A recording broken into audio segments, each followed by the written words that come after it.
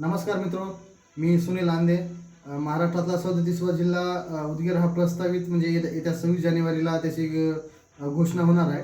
आणि जर तसा जिल्हा घोषित झाला तर आपल्याला बॅट्समॅनचे जे पोलीस भरतीसाठी तयारी करतात त्या पोरांसाठी फार महत्त्वाची संधी राहील.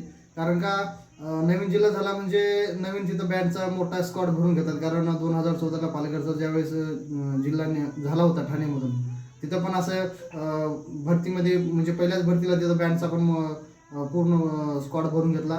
जर उदगीर जिल्हा झाला लातूरमधून विभाग होऊन, तर उदगीरला पण बँडच्या भरपूर जागा निघतील. त्याच्यामुळं या मागच्या भरतीमध्ये कशा बँडची ट्रायल झाली हे तर जवळपास सर्वांनाच माहीत होऊन गेली किती किती किती स्टेपनं किती हार्ड बँड टेस्ट घेतात. त्याच्यामुळे तुम्ही प्रॅक्टिसला चालू करा.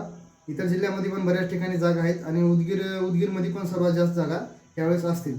त्याच्यामुळे तुम्ही सरावाला आतापासून चालू करा.